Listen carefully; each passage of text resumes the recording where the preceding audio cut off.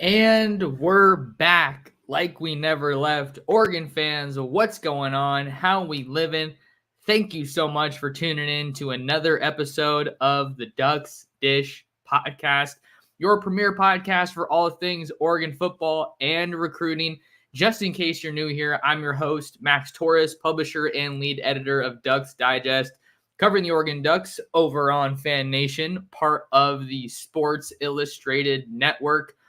It's Friday, September 15th, 2023. We're just about 28 hours away from kickoff between the number 13 Oregon Ducks and the Hawaii Rainbow Warriors in Eugene at Autzen Stadium. Game is at 5 o'clock p.m., and you can catch it on Pac-12 networks if you're not able to make the trip out to Eugene. I previewed and predicted the outcome of that game on yesterday's episode and got a bunch of really good stuff this week. Like I always try to tell you guys, coming at you 5 days a week now. So make sure that you are following and subscribed. We're coming to you live on a couple different spots on YouTube at Oregon Football Max Torres. If you guys are here in the live chat, hit that like button and ask me a question in the live chat. It is the Oregon Football Recruiting Hour where we dive into all things Oregon football recruiting. So you know that I love talking about recruiting and can never get enough of it. Got a couple of big developments, maybe I shouldn't say big developments, but a couple of things I want to hit on here to start off the episode, and then going to try to get you guys, the viewers, the fans, involved in today's show. So that's why I said if you guys have a question, make sure you go ahead and ask me. Definitely have a couple of topics that I wanted to hit on, but if you guys are here and you have a question, go ahead and ask me in the live chat. I'll do everything I can to answer your questions, and we'll just go from there. So the first story in today's episode of the Ducks Dish podcast, one of Oregon's top commits, the headliner of Oregon's 2025 recruiting class, Dallas Wilson, Tampa Bay Tech wide receiver, is going to be making his way out to Boulder, Colorado this weekend to visit with Deion Sanders and the Buffs. Colorado is off to a 2-0 start, and they take on the Colorado State Rams in their annual rivalry game this weekend in Boulder. Game day's there. Pat McAfee's there.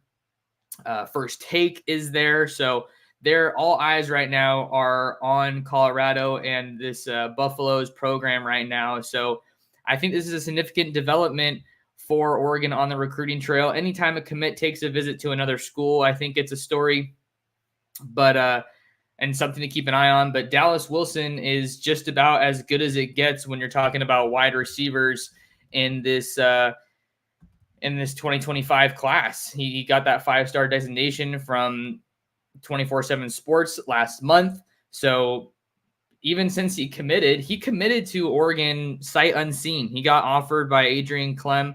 I want to say it was back in January of this year. Instantly committed on spot. So he's been dreaming about going to Oregon for a long time, but at the same time, it's a 2025 guy. So there are still 2 full years before this guy is going to be playing his college ball, but he's currently committed to Oregon.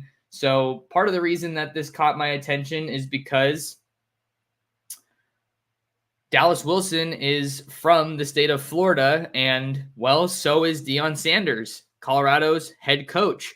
He is from Fort Myers, Florida. So anytime you see a guy with 2 guys with that Florida connection, I think that's something to keep an eye on. I am seeing a comment here. This was a little bit of an interesting development, so I wanted to make sure I hit on it on the start of today's podcast. Jay Bryan saying, I think Dallas Wilson canceled his visit to Colorado, if I'm not mistaken. Well, just to kind of peel back the curtain a little bit and tell you guys what I was kind of hearing and just what I was seeing, I saw a report or a development, a tweet from Buff Stampede, which is Colorado's 247 site, saying that Dallas Wilson was a visitor that the Buffs expected in Colorado this weekend. So, and then I also saw Adam Gorney tweeting it out. He's the director of recruiting for Rivals, and he does a great job.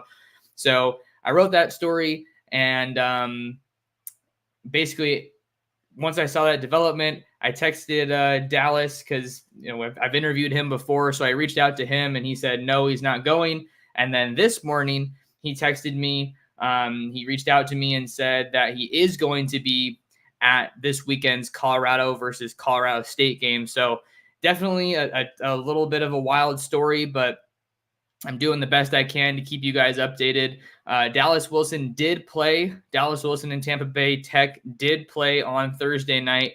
They won their game 53-0. So you figure with a Thursday night game, frees him up for Friday to take the trip across the country to Colorado. So again, definitely a unique situation in terms of, I thought he wasn't going and then now he is going. So just wanted to clear that one up. But yeah, I think that this is a notable visit because recruits are taking notice of what's going on in Boulder, what's going on with Deion Sanders and the Buffs.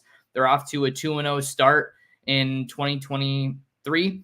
I think that there is, I understand the hype behind them, but at the same time, I want to see them beat like a really quality team.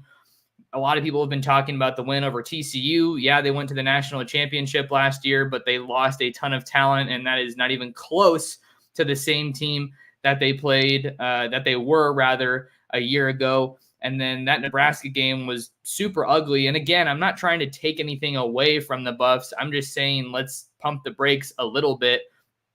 Jeff Sims was a turnover machine, has kind of been a turnover machine. That's Nebraska's quarterback, right? And the Buffs got a commanding win over Nebraska last week at home in their home opener out in Colorado. And then this week they play CSU, coached by Jay Norvell. So I'm expecting Colorado to win that game pretty handedly. But this game against Colorado and Oregon is the one that I think we're really going to be able to see what Colorado really is, and then to some degree what Oregon really is. The thing with Colorado that's just so interesting to me right now, and I definitely want to talk about Deion Sanders, because the big thing that was the big thing about Colorado right now is Jay Norvell made those comments on a radio hit yesterday saying that he likes to take his hat and his sunglasses off when he talks to grownups because that's what his mom taught him to do. And then, of course, Deion Sanders heard about that, said, I'm hearing some bull junk, and apparently now it's personal. I don't understand why literally anything that anybody said instantly gets turned into something personal that's being used as ammunition. But to give my 2 cents on it, I think it's just the amount of access that Deion Sanders is giving to his Colorado program, I think, is playing into all of this hype, and is also, I just think that it's what you want to do as a coach in his position, right? This has been a dumpster fire of a program before he got there. Not anymore, obviously, that's not the case.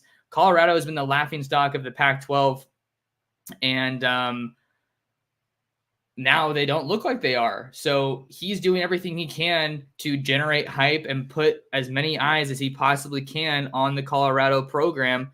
And it's just a really unique approach to what he's doing. So they're winning on the field. That's what matters the most. But then you also saw him buy his entire team sunglasses the day after Jay Norvell made those comments from Colorado State about kind of taking a jab at Deion. So it's an interesting development. I think that we're going to be talking about Deion a whole lot next week. I am so stoked for that matchup.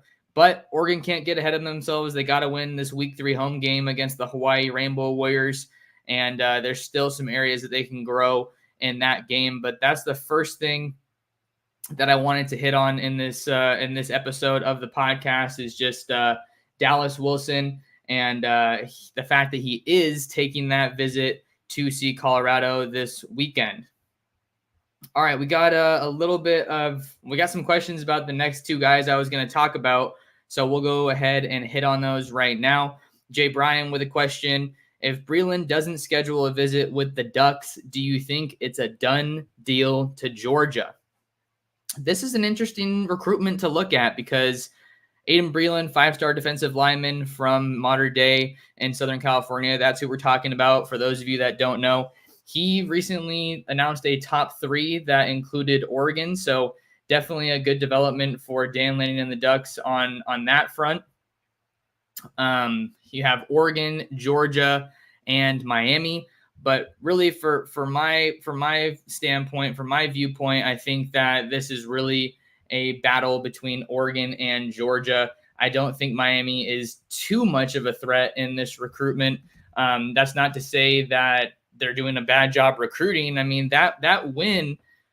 Let's talk about Miami for a second here. Obviously, there's a connection with Mario Cristobal being the former Oregon head coach. That win over Texas A&M generated almost instant recruiting momentum for the Canes on the trail. You had Armando Blunt, a 5-star defensive lineman out of Miami Central, just up the street. He saw that win, and I was reading some of the stuff over on 247. I think it was Steve Wiltfong that wrote it.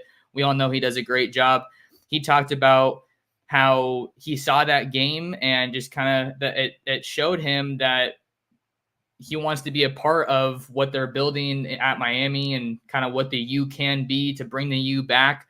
So I want to definitely acknowledge that Miami has some really good recruiting momentum. Armando Blunt is a 5-star defensive lineman from Miami Central in the 2025 class, top 10 player in the country. So I guess you can't completely count out Miami in this one, but Mario Cristobal did offer Aiden Breeland his first college scholarship when he was still on the Oregon staff. So that's part of the reason that I think Miami is still in the running here. But this visit out to Georgia is certainly a notable one for Aiden Breeland. He's taking this visit during his bye week. It's an unofficial trip on his own dime, right? He's also going with his teammate, running back Nate Frazier, 2024 Mater Dei running back Nate Frazier, who is committed to Georgia. I looked at his Instagram story. I looked at Frazier's Instagram story, and it looks like he's on his official visit with Georgia. So figure that they're probably going to do everything they can to get him to shut down his recruitment. I know that was a guy that Oregon really wanted in the 24 class on the offensive side of the ball, but you kind of alluded to it in the question here that the priority for Oregon now is getting Breeland back on campus for this game, which for a visit rather.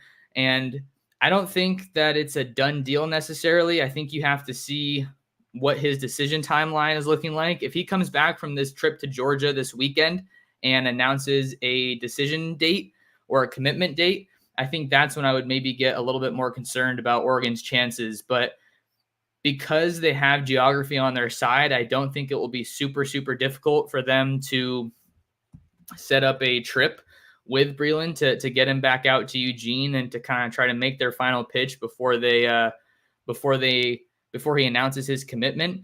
You do have to keep in mind here that on Friday, September 22nd, so that's next week, the Mater Dei Monarchs are going to be going across the country to Baltimore to face Michael Van Buren, 2024 Oregon quarterback commit, and the St. Francis Academy Panthers. So that's the trip that's going to be hard to make with Oregon playing host to Colorado next weekend. I'm not sure that that's a trip that's going to be super likely for Breeland to make, but something to keep an eye on. But then the Monarchs, the Mater Dei Monarchs, are back at home the following week against Servite back in Southern California. So that would be an easier game, but Oregon's going to be on the road to face Stanford that weekend. So I don't think it's necessarily a done deal if he doesn't schedule a visit to Oregon, but certainly that would not be the development that you want if you're Oregon in this recruitment.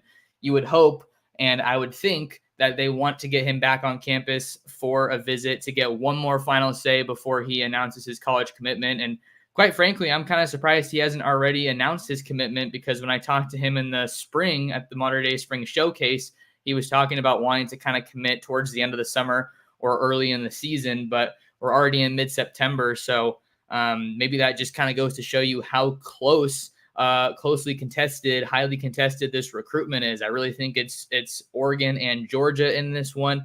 Oregon might hold a slight edge in this one. They've made that pipeline into Mater Dei. They have a commitment from senior wide receiver Jack Ressler. They got a commitment from Lipe Moala in the 2023 class. He's an offensive lineman, but he's been a little bit banged up this year for Oregon, so we haven't really seen him too much, even at practice. But they do have a solid pipeline to Oregon, to Mater Dei rather. So I think Oregon is still heavily involved here. Definitely shouldn't count them out, even though he's visiting Georgia this weekend. But the priority definitely becomes getting him back on campus. Got a question from Andrew about the other Mater Dei Monarch that the Ducks are recruiting heavily, or heavily involved with, rather. Andrew says, Max, assuming Baker is out and Seton is a long shot, so I don't see him coming to Eugene.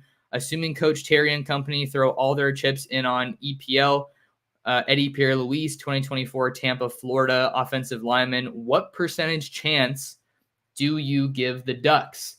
All right, so we're switching gears here a little bit now, talking some O-line recruiting. I put my recruiting prediction in for Texas to land Brandon Baker earlier this week. Brandon Baker is going to be in Lincoln, Nebraska this weekend for what looks like his final official visit to Nebraska before announcing his college commitment next weekend, Sunday, September 24th. I really do think that it's looking like Texas has all the recruiting momentum with Baker. They also got that big win over Alabama last week, so that's going to give them some good recruiting juice this cycle, no doubt about it. Already signed some heavy hitters that Steve Sarkisian and the Longhorns have, like Colin Simmons, 5-star edge rusher out of Duncanville, Texas. And then Brandon Baker also has some family ties to the Texas program. I think he has a cousin that is committed in this 2024 class. So always helps a school to have those family connections. But Jordan Seton is a guy that's mentioned in this question. He's an offensive lineman from national powerhouse IMG Academy. He is reportedly expected to take a visit out to Oregon this fall, maybe for that USC game is what it was looking like. So we still have to kind of continue to monitor that. Oregon hasn't had the best success recruiting players from IMG Academy, but Alik Terry is a Florida native, so I think they do have a realistic shot with Eddie Pierre-Louis. He is probably their top remaining offensive line target, if not Jordan Seton. I think it's Eddie Pierre-Louis, so that's a guy that you have to keep an eye on.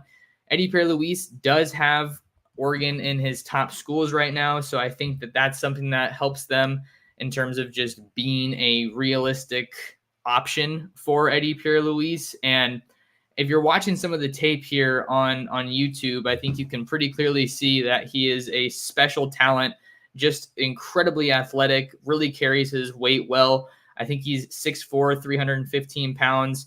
So it's just a unique blend of size and athleticism that you don't see all that often. So like I said earlier, he is working from the top 5 schools right now. Eddie Pierre-Louis has Miami, Oklahoma, Texas A&M, UCF, and Oregon as his top 5 schools in the 2024 class. Oregon is probably looking for a little bit more help along that interior. They already have some tackles committed in Trent Ferguson out of West Salem High School, as well as Fox Crater out of Evergreen High School in Vancouver, Washington. So they have some of those tackles figured out. And then you also have a commitment from Devin Brooks out of Clackamas High School, in-state guy in Oregon. And then we can't forget about the big guy, Jaquan McRoy, out of Clay Chalkville High School in Pinson, Alabama. That's kind of the crown jewel right now of this recruiting class for Alik Terry, his first full cycle back with the Ducks after serving some time on the Minnesota Vikings coaching staff at the highest level in the NFL. So as for what percentage chance do I give the Ducks, that's definitely a tough one. I know that Oklahoma is a school that has had some pretty good recruiting momentum with Eddie Pierre-Louis. I think I've heard them mentioned quite a bit. Brent Venables and company are certainly a valuable, powerful recruiting power on the recruiting trail. So, but also UCF. We got to talk about UCF and kind of what they're being able to do under Gus Malzahn in this 2024 cycle. I think that they're kind of a sleeper in this recruitment. They have the number 27 class in the country, 18 verbal commits, but I love the work that Gus Malzahn is doing, and UCF's worth a mention here, obviously, because they're a finalist for Eddie Pierre-Louis They're going into Texas to get guys like running back Frankie Arthur. He's the headliner of their class, a 4-star back. They got Kylan Fox, a wide receiver out of Loganville, Georgia. He's another guy, but they're also making sure to get some of those local guys in the state of Florida. You have another wide receiver, Rick Darius Farmer from Melbourne Central Catholic in Florida, running back Stacy Gage from Fort Lauderdale, St. Thomas Aquinas. I've talked about big-time guys that have come out of that school, like James Madison, who's a big-time receiver committed to Missouri. So they're doing a really good job just building this class from in-state guys, and I think that that's part of the pitch for Eddie Pierre-Louis. I think right now it's a little bit hard to give a percentage chance. I mean, I guess I'd say I think with the number of guys that they're still going after, I know that they are heavily prioritizing Eddie Pierre-Louis right now. I would expect that he would be back on campus for his official visit before he makes his commitment. We don't have a date that we're working with right now. So I think I'm just going to kind of do a little bit of a baseline 50% and then kind of allocating some of the remaining 50% to schools like Oklahoma and UCF. Maybe I'm not doing the best job answering this question. I'm really just trying to, from a percentage standpoint, I'm really just trying to communicate that I think Oregon has a very realistic shot, and it could get even better once he gets back on campus for that official visit. So that's the storyline that we're going to have to continue tracking for Oregon as it pertains to Eddie Pierre-Louis. I personally think that they have a better shot with Eddie Pierre-Louis than Jordan Seaton, just because Eddie Pierre-Louis has been out to Oregon before. And those are visits. Anytime you get a visit from a Florida guy, I think it really carries weight because of the distance, the time it takes to get out to Eugene from the Sunshine State. And I definitely think it might help a little bit. Maybe not so much for Eddie Pierre-Louis, but for a guy like Solomon Williams, right, who's also from the Tampa area at Carrollwood Day. He's a 4-star edge rusher that the Ducks are still heavily involved with. He has the Ducks in his top 5 schools, along with schools like Clemson and Texas A&M, Ohio State, and Alabama. Solomon Williams is another big target that Oregon's kind of pushing for out of the state of Florida in the 24 class. He's taking his official visit next weekend when the Ducks play Colorado. And you got to think that from a recruiting standpoint, Dan Lanning and the Ducks have to be pretty happy that Brandon Dorless is off to a really good start here in 2023, because he's kind of the face, in my opinion, of their Florida production and their Florida talent, because they don't have a whole lot of Florida guys on the roster, but he's definitely the guy that is doing the most after the Ducks signed him out of Deerfield Beach High School in Florida in that 2019 class. So I think the Ducks have a realistic shot to get Eddie Pierre-Louis, and he's a guy you got to keep an eye on if you're a fan of Oregon football recruiting, seeing that he will likely take an official visit at some point this season. All right, keep those questions going. We have to see what else is going on. Got some more stuff about Baker. I already talked about him. Question here from Playboy1625. What are some guys for 2025 that Oregon is looking at? I'm glad you asked, because I am doing some research to kind of get a better feel for Oregon's 2025 offers. I think right now they love what they have in Achilles Smith Jr. at quarterback. So I'm not saying for sure, but I wouldn't be surprised if they only ended up taking one quarterback in the 2025 recruiting class.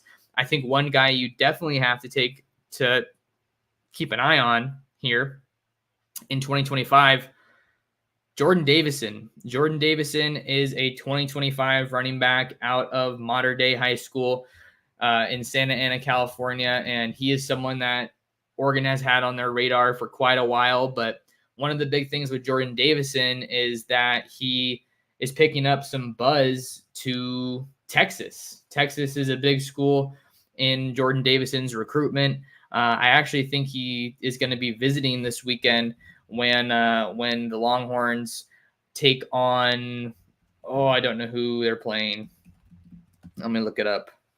Texas plays Wyoming this week, and I think that Jordan Davison is going to be making that trip out to Austin for this weekend.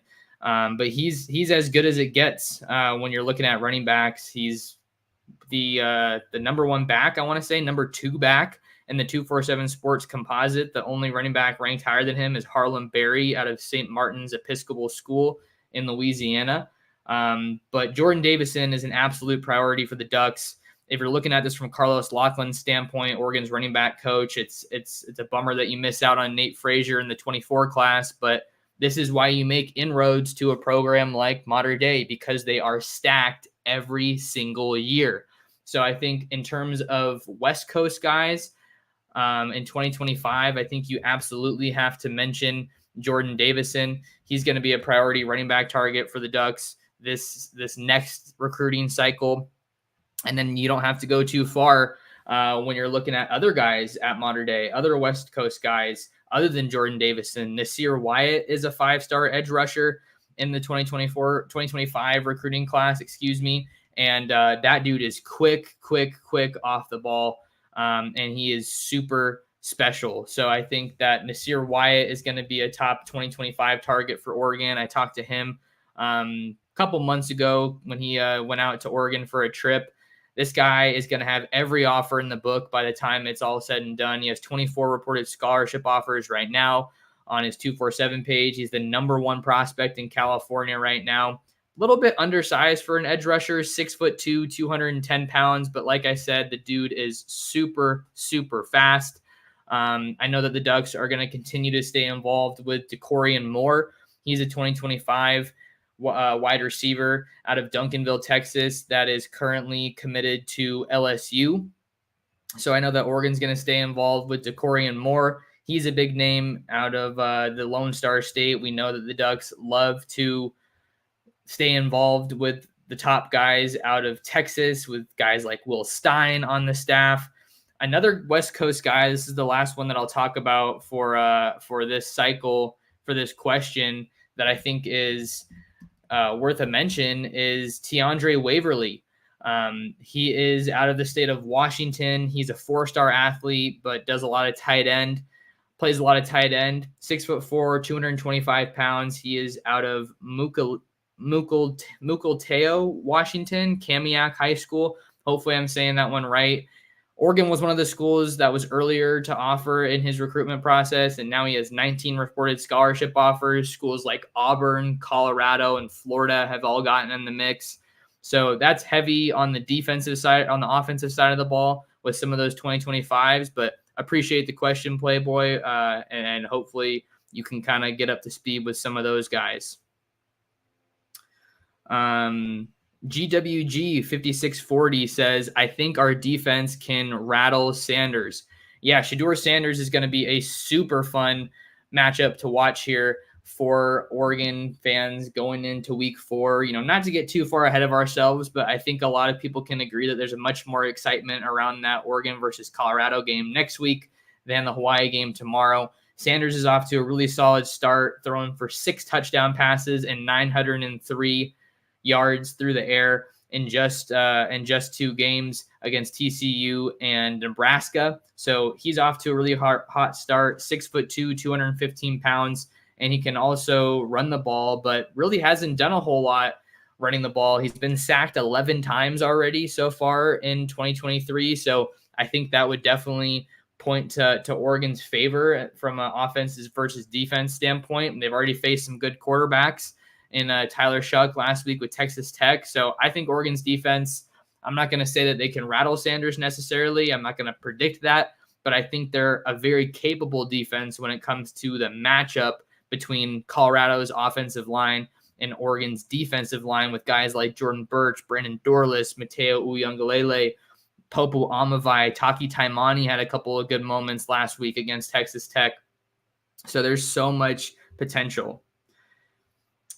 Tony Barber says, Oregon versus Colorado going to be huge on TV. Yeah, I definitely agree with that one. Couldn't agree more. They do get a primetime slot, Oregon does, for their game against Colorado. That kickoff is going to be at 12:30, I believe. Yeah, 12:30 Pacific on ABC. So they're going to have a bunch of eyes on them. I think that game is going to draw some serious numbers just with the history of Oregon football, the excitement around Oregon football right now, and just all the energy that Dan Lanning has these fans just super, super stoked with. It's going to be another good test for this defense, right? A talented quarterback, a dual threat caliber guy. Travis Hunter, right? Travis Hunter against Troy Franklin. I think I saw a tweet about that matchup earlier today. Troy Franklin could possibly be. There's certainly a stake to be made, an argument to be made for Troy Franklin being the best wide receiver in the Pac-12. This is a conference that's loaded with good wide receivers, right? You have Mario Williams at USC, Dorian Singers at USC. Got to talk about Jalen McMillan and Roma Dunze out at Washington. So there's definitely some big names. Jacob Cowing over at Arizona. Just so many talented guys at wide receiver. And then Colorado has Travis Hunter going both ways. But I'm super excited to see what Troy Franklin can do in that matchup against Travis Hunter, assuming that that's going to be the guy that matches up against him in week 4 when the Buffs come to Eugene.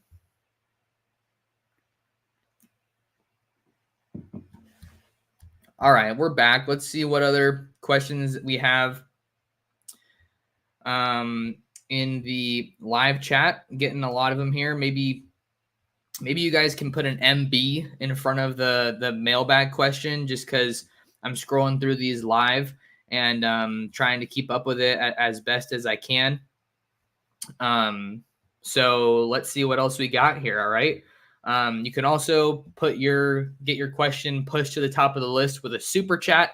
I do these live streams and, like I said, come at you guys 5 times a week. So if you wanted to support the channel with a super chat, always appreciate that.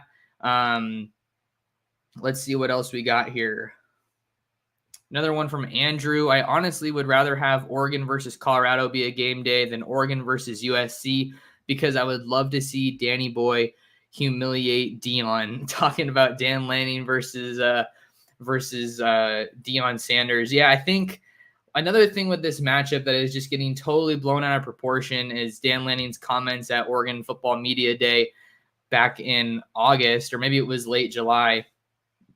Excuse me, but he was asked about Colorado's move to the Big 12, and he was saying that they haven't done anything in the Pac-12. And again, those comments were talking about what Colorado's done before Deion Sanders was hired, before 2023, and that was completely factual. So it's really getting annoying, and I know we're just going to get it even more next week to see some people leaning into this drama about Dan talking smack essentially about Colorado, which didn't happen. I mean, I guess he did talk smack about Colorado, but it was for what they've done before Deion even set foot on campus. So everybody needs to relax, but I think that game day would be a really fun selection. But seeing that they have Colorado and Colorado State this week, I highly doubt that they're going to be coming out to Eugene next week for that game.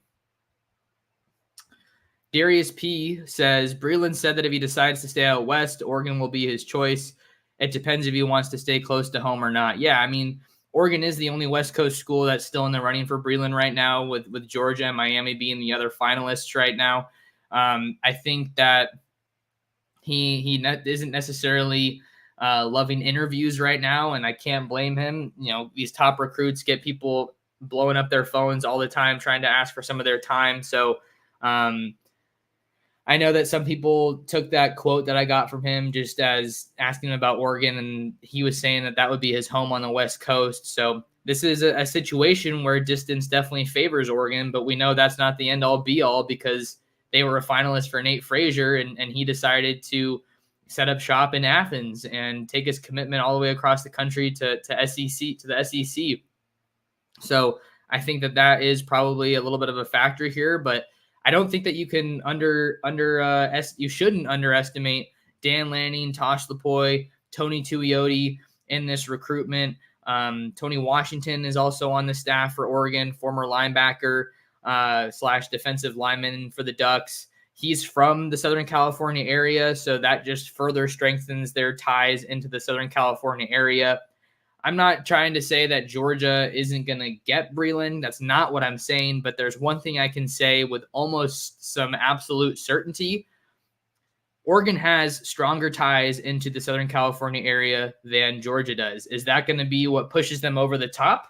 Possibly. I don't know. But I think that's one thing that I've definitely learned since I moved out here. and just got a better feel for Oregon staff is that they have 100% prioritized the Southern California area. I mean, that's a huge part of the reason that I moved out here, right? I've told you guys that before, but they have some seriously strong ties to Southern California, to the state of California, even when you're looking at a guy like Tosh Lapoy. Demetrius Martin is another Southern California guy. Rashad Wadood, another Southern California guy who is spoken of very highly in the Southern California area. You know, the more and more I've gotten out to schools, spoken with coaches, players, parents, Wadood always comes up. So cannot tell you guys how big of a role he has in the Ducks and their efforts on the recruiting trail in Southern California.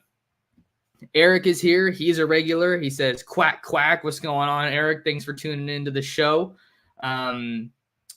Up the Sco says, I think if Lanning keeps showing recruits, if you're good enough, you're old enough, will show true freshmen that they have a chance starting.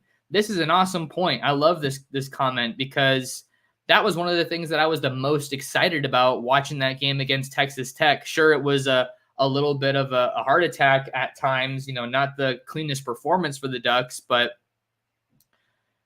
to be watching the Ducks on the national stage on a Saturday, playing a huge game in the Lone Star State in a hostile environment, and I'm seeing guys like true freshman Mateo Uiagalelei.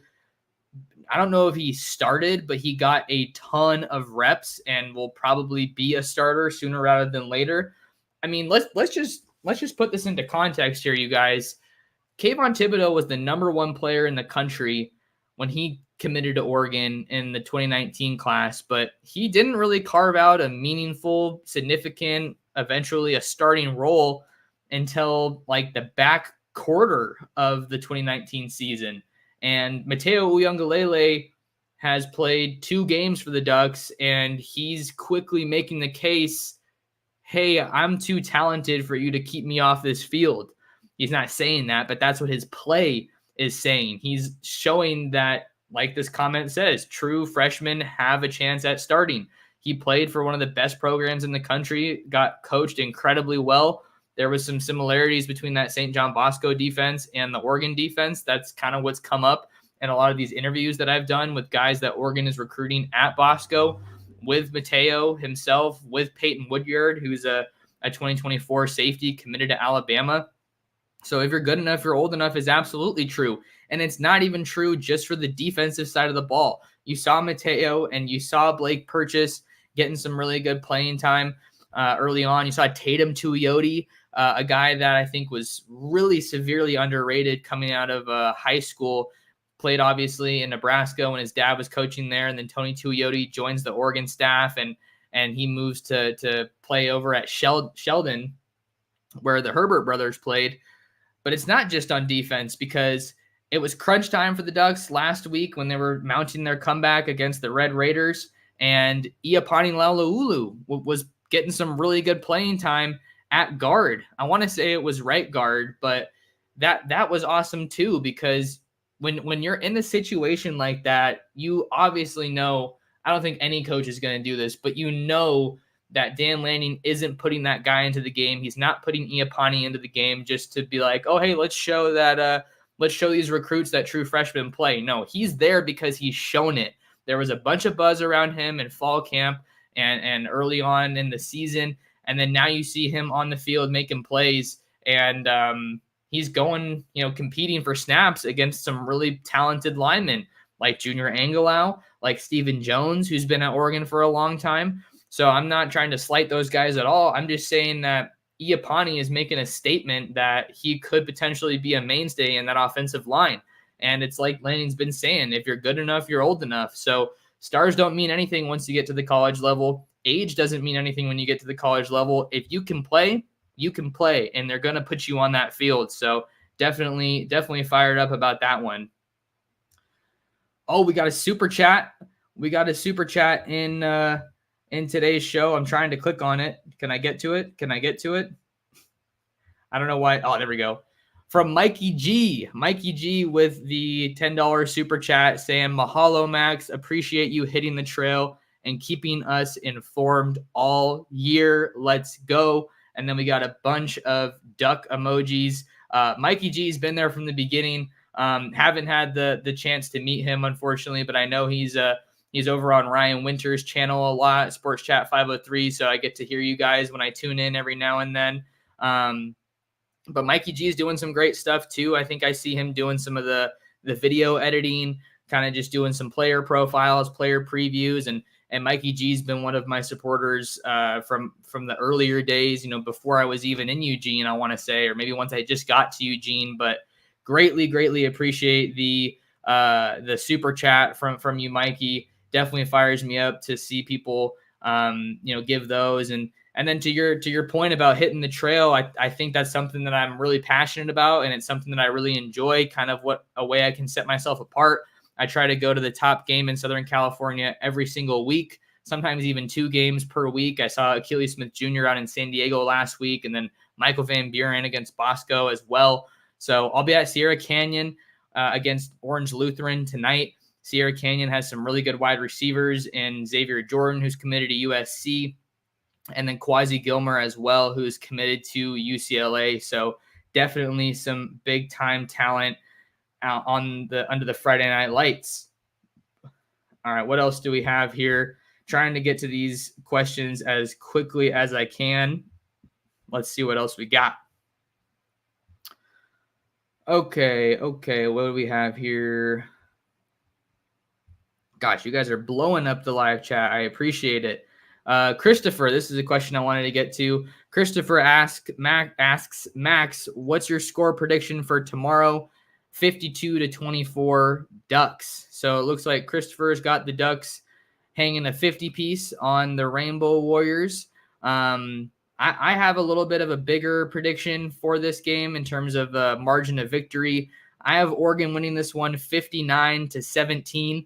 I think that Bo Nix accounts for 4 touchdowns. I think that Noah Whittington and Bucky Irving each find the end zone themselves. And then Oregon will probably get out to an early lead and get some of those backups, some of those rotational pieces into the game. So my prediction for tomorrow's game is 59-17. I think that this is going to be a pretty easy win for the Ducks. Lobo 50 says the Ducks should have hired Primetime. Wow, that would have been an interesting one. I just don't think that that's a hire that Rob Mullins would have made. I think he wants a guy that is a little bit more proven. And that's not to say that Deion Sanders isn't proven, but he was coaching at Jackson State. And we know that the caliber of talent out there, the caliber of opponents isn't the same as what you're seeing in the Pac-12 and in some of these other Power 5 conferences. And I think that with Deion becoming the head coach at Colorado, I think it just had to be the perfect storm or the perfect situation. Colorado was down bad, obviously, and I think they were just looking to do anything they could to breathe some life back into that program. And then that opening, Deion being open to coaching there, and the name, image, and likeness era of college football, just allowing the tremendous amount of resources to be poured into that program. I think that is probably what led to Deion becoming the head coach there. I don't think that it necessarily would have been as much of a fit at Oregon if the Ducks went after Coach Prime. But I'm happy they got Lanning. I'm super stoked with what he's doing for the program, both on the field and, of course, on the recruiting trail. GWG 5640 says it's going to be a major bummer if we don't get a 5-star for 2024. Yeah, I think that I don't think that it's a foregone conclusion that they're not going to get a 5-star in the 2024 recruiting class. I think that they still have a good chance with Aiden Breeland, right? People want to really get fixated when it comes to 5-star guys, but I think that they do have a very good chance with those guys in the 2024 class. As far as what am I looking at? Sorry, I'm trying to just look at the 247 composite, but it is giving me some trouble. So let me just get this up. Okay, here we go. Let's look at these 5 stars. All right, let me just throw this over here. and then I'll share my screen with you guys. All right, so here's a look at the 24 class and these 5 stars. Aiden Breeland is the highest rated uncommitted player in the 2024 class at number 6 in the 247 Sports Composite. So I think he is obviously your guy that you have the best chance with. I think that Oregon is probably staying involved with Elijah Rushing, even though he's committed to Arizona. That was a big miss that a lot of Duck fans were upset about. And then you also have Justin Williams. I listed him as a potential flip candidate, but you got to think he's pretty solid with Georgia. If I had to try and speculate, looked like they were getting involved with Micah Hudson for a bit, the 5-star receiver out of Lake Belton in Temple, Texas, but he committed to Texas Tech right after, mind you, right after Oregon beat Texas Tech. So I thought that was a little bit interesting. So, that's a guy that they were kind of involved with. I think they'll try to stay involved, maybe get him out for a visit if you can. And then you have Brandon Baker, who's a 5-star, number 1 offensive tackle in the country. He's down to Oregon, Texas, Ohio State, Florida State, and Nebraska. Like I said earlier in the show, in case you guys are just getting here to the live, I put my prediction in for Brandon Baker to commit to Texas, but maybe something changes in the 11th hour. I don't think that Oregon has momentum in that recruitment right now. Xavier Filsaime is a guy that Oregon does have strong ties to out of the state of Texas, McKinney High School. He's a 5-star safety that's committed to Florida. Florida isn't off to the greatest start here in 2024.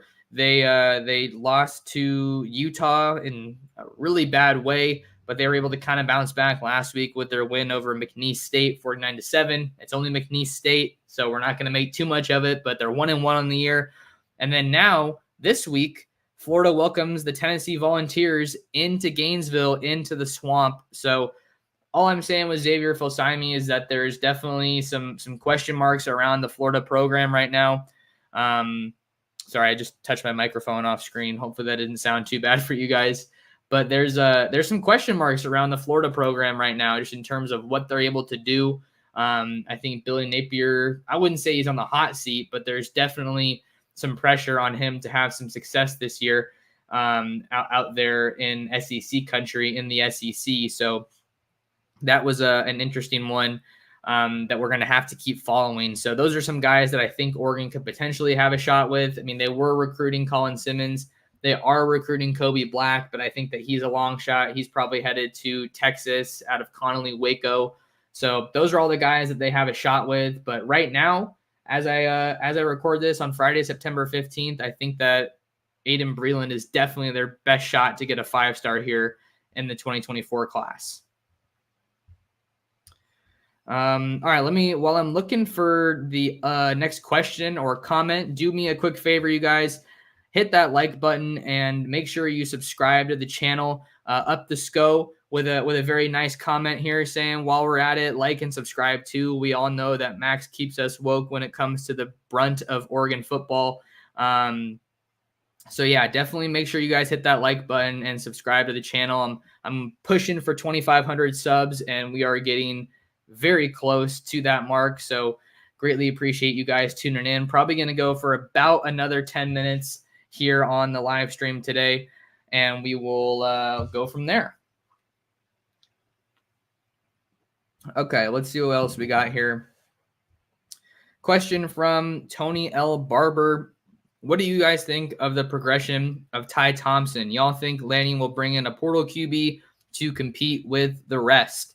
The quarterback position is always an interesting one to look at when you're talking about Oregon and just their history of recruiting and developing quarterbacks. I think for right now, as far as Ty Thompson's progression goes, we saw a solid outing a couple of weeks ago against Portland State in that home opener, right?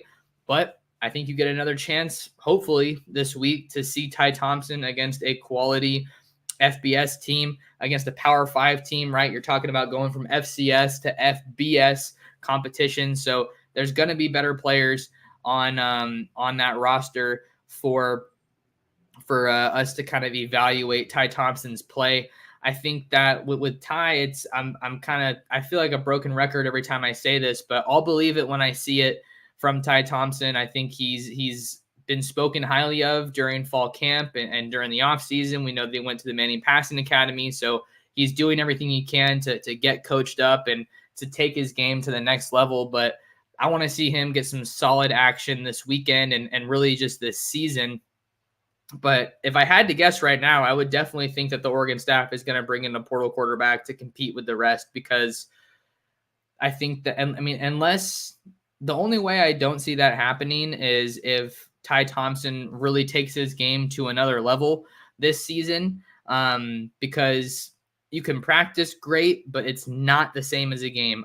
I really can't hit on that enough. I'm not taking any of the practice hype. I want to see it put on tape in the game. That said, he is a guy who's been around the program for a long time. He's been around a couple of different OCs, so that has probably stifled his growth a little bit, or, challenged him as far as what he's really able to do when you're learning under different guys all the time.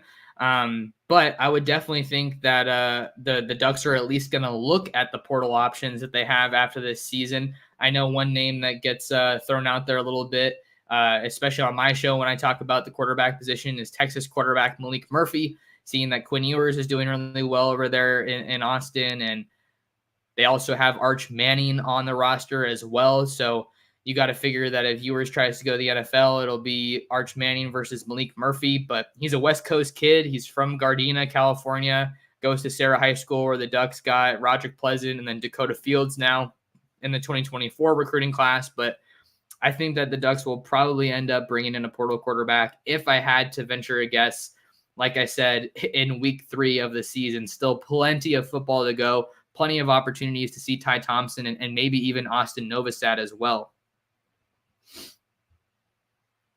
All right, Darius P with a question. Love the MB mailbag that helps me kind of sort through these comments. Mailbag, what we learned from the Sanders CU experiment is that Oregon needs to invest more in a social media team.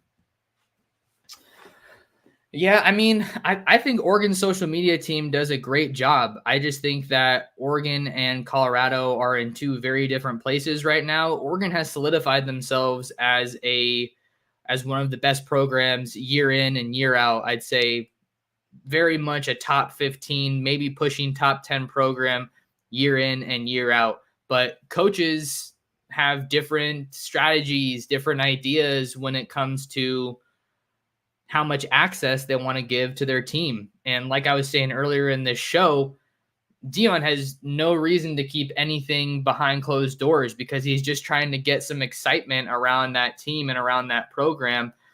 But we've seen Lanning, and he's been pretty, holding his cards close to the vest, not saying too much at press conferences. So I wouldn't say that they necessarily need to invest more in a social media team. I wrote a story on this earlier this week, the Silver Wings cinematic recap that the Ducks released after that week 2 win over Texas Tech. That was like a 5-minute video. It was absolutely beautiful, like chef's kiss.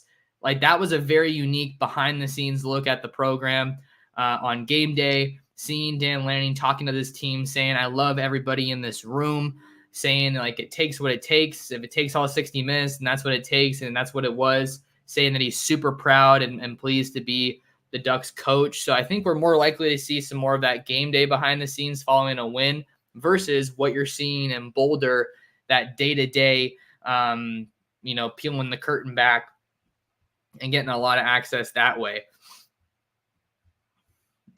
All right. So yeah, major shout out to the Oregon social media team. I think they're doing a great job.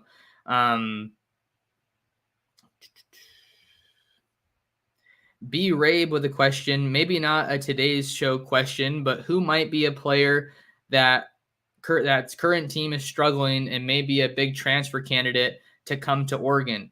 Any players like that come to mind? I mean, Malik Murphy is definitely one that kind of that comes to mind, just in terms of West Coast guys that might be looking for a new home. after the 2023 season. Texas is not struggling by any means. I mean, they have the biggest win of anybody in college football right now. But I mean, I'm trying to think of other West Coast guys, but he's really the main one that kind of comes to mind right now. No one else comes to mind for me right now. Jacob with a question: what do you think of Williams Nwaneri bust on the 23rd to Oregon? I think you might have meant visit, because there was originally a development that he was going to be taking his official visit to Oregon on the 23rd, I think, for that Colorado game, but he's committed to Missouri now, so I'm not exactly sure if that visit is still in play. I mean, that's definitely one to keep an eye on. For this one, I think Dylan Williams is an Oregon commit that's going to be back on campus for that Colorado game, so got to keep an eye on if Williams Nwaneri is still taking any visits. But I mean, he committed to Missouri, and then like the next week you saw him, I think, rocking Georgia gloves. I think he was doing Georgia gloves, but you can't make too much of just what gloves the guy is wearing. I don't think that's a huge deal, but we'll have to keep our ear to the ground and see who's coming to town for the Colorado game. Playboy with another comment: hope we can get DJ Hicks or Overton from A&M. That's a great call. I think Oregon had a really good shot with DJ Hicks, who's from the state of Texas, in the 2022 class. He's one of the most high-profile guys that the Ducks have been in the running for in recent years. He was ranked just outside the top 10 in the 2023 class. I guess the 247 Sports Composite has him as the number 7 guy nationally from a year ago, the number 1 defensive lineman, number 1 player in Texas. He was really loving the Ducks when I was covering his recruitment and talking to him. Never had anything but good things to say about Oregon, as you would expect, but I think that they were a realistic option for him. And that's definitely a guy worth keeping an eye on, and then Overton as well, because Oregon was swinging for the fences with the guys in the 2023 class along the defensive line. But Jimbo Fisher and the Aggies, man, they're off to a rough start. Things do not look like they're going well out in College Station. Orville Harbor with a Facebook question. Always glad to see that we're reaching people on Facebook. Other than Colorado, who will be the surprise teams in the Pac-12 this year? Ooh, this is a good one. This is such a good year for the Pac-12, so it's hard to say that anyone's going to be too much of a surprise. I think UCLA is going to be doing really well. I mean, they blew out San Diego State last week, and it looks like they're rolling with Dante Moore, a former Oregon commit, mind you, as their quarterback, former 5-star guy. Dante Moore is a beast, and he's really got that Bruins offense humming. So I think that they could be a surprise this year. I think that they're not really spoken about too much in the bigger Pac-12 conversation. Washington State, I think they're worth a mention right now. They're 2-0, and they're going to host the Northern Colorado Bears this weekend for a game. But I think that they're a team that doesn't get talked about a whole lot in the Pac-12 conversation. They opened the season with a 50-24 win over Colorado State, and then last week they beat Wisconsin. So that was a quality Big Ten opponent that they were able to defeat. And I think that was kind of a statement win for them. So I think that they might be a school that's worth watching. And then also Oregon State. How can we not talk about Oregon State? Just up the road from the Ducks with DJU, Mateo's brother, as the quarterback. Jonathan Smith looks like he's really got things rolling out there in Corvallis. And I think that they're a team that you have to keep an eye on, right? They're 2-0. They're hosting San Diego State this week. And I think that that's a really talented squad out there in Corvallis. They have a couple of blowout wins to start the year, 42-17 win over San Jose State in San Jose. Shout out to the hometown. And then you also have a big win over UC Davis, 55-7. So not crazy quality competition, but it looks like their first Pac-12 game against Washington State should be a ranked matchup next Saturday. All right, let's see what else we got. There was one more question that I think I starred that I wanted to get to. Andrew says, Max, what are your thoughts on Jason Brown Jr.? knowing that Michigan State is in chaos. Obviously, talking about the ongoing investigation into head coach Mel Tucker. I had my prediction on Oregon for Jason Brown Jr., the top uncommitted running back on the West Coast out of Seattle, Washington, O'Day. He's working from a top 3 of Oregon, Washington, and Michigan State. I think that, maybe this opens the door a little bit more for Oregon, but since I made that prediction and I've kind of been talking to some folks and just mulling that one over, I'm maybe not as confident in it as I thought I was earlier, because I think that Oregon could find themselves going into the transfer portal for their second back in the 2024 recruiting class. And I think they might just want a little bit more experience, a little bit more production from their running back. I think that this development in East Lansing, obviously, it's not a good look for any program. I don't want to speak too much about this because it's a very sensitive topic and I don't know a whole lot about it. But we know that there's an investigation going on into head coach Mel Tucker. So that's obviously, I think I've been seeing recruits saying that, they're kind of sitting back and kind of waiting to see what happens with all of that. So not anything too new on the Jason Brown Jr. front, but I think that as of right now, I would tend to think that Oregon might be going to the portal for another running back before the start of next season, but we will have to see. All right, guys, we just hit the hour mark. I think that's going to do it for me on another episode of the Oregon Recruiting Hour. Important that you guys thumbs up that video for me and follow me, lock in with me on social media at mtorresports on both Twitter and Instagram. Subscribe to my YouTube channel at Oregon Football Max Torres. Read all of my written work covering the Ducks on the gridiron, on the football field, and on the recruiting trail over on ducksdigest.com. And then share the Ducks Dish podcast with your friends, with your family, and with other Duck fans. Really appreciate the support. Appreciate all you guys that tuned in live today. And until the next one, you've been listening to another episode of the Ducks Dish podcast.